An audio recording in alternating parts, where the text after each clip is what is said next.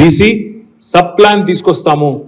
బడ్జెట్లో ప్రతి సంవత్సరం 20,000 కోట్ల రూపాయలు కేటాయిస్తాం బీసీ వెల్ఫేర్ కోసం. మొత్తం 5 ఏళ్లలో 1,00,000 కోట్లు తీసుకొస్తాము, ఖర్చు పెడతాము అనే మాట కాంగ్రెస్ పార్టీ చెప్పింది.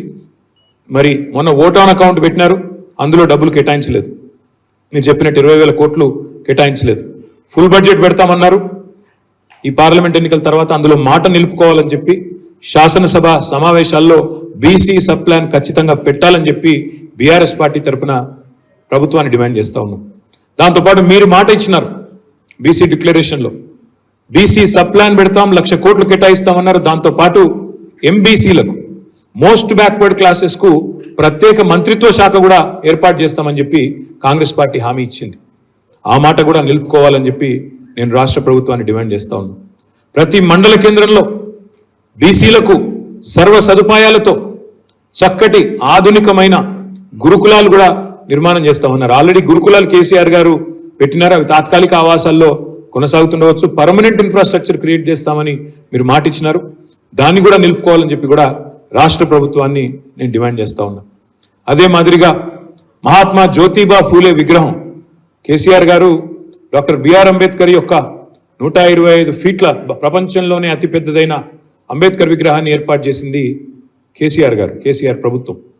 నేను ఈ రాష్ట్ర ప్రభుత్వానికి విజ్ఞప్తి చేస్తా ఉన్నా, మీరు కూడా ఆలోచించి ఈ 197వ జయంతి ఫూలే గారిది, మరి 200 జయంతి కల్లా కనీసం రాబోయే 3 ఏళ్లలో ఒక సమున్నతమైన ఫూలే విగ్రహాన్ని కూడా మన రాష్ట్రంలో మీకు నచ్చిన ప్రదేశంలో మీరు ఎక్కడ పెట్టదలుచుకుంటే అక్కడ ఒక సమున్నతమైన విగ్రహాన్ని కూడా ఏర్పాటు చేయాలి. మా నాయకురాలు కవిత గారు ఇప్పటికే పలు పర్యాయాలు అసెంబ్లీలోనే ఏర్పాటు చేయాలని చెప్పి కూడా డిమాండ్ కూడా చేసినారు. ఇందిరా పార్క్ దగ్గర అందరు కలిసి దీక్షలు కూడా చేసినారు.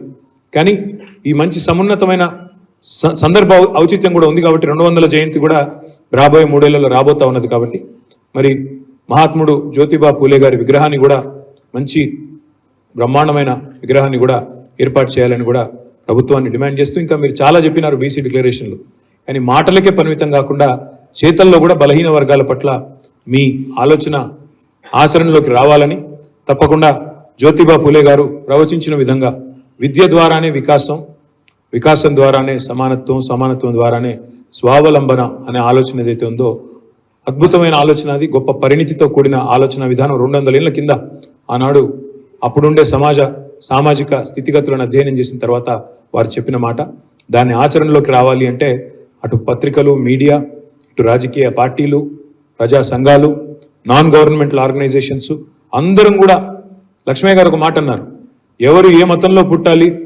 ఏ దేశంలో పుట్టాలి, ఏ రాష్ట్రంలో పుట్టాలి, ఏ ఊరిలో పుట్టాలి, ఏ కులంలో పుట్టాలి వారు నిర్ణయించుకొని రారు. ఇది భగవంతుని అనుగ్రహం, భగవంతుడు ఎట్లా నిర్ణయిస్తే అట్లా జరిగే పరిస్థితి. మరి కాకపోతే అవకాశాల కల్పన మాత్రం మన చేతుల్లో ఉండే పని.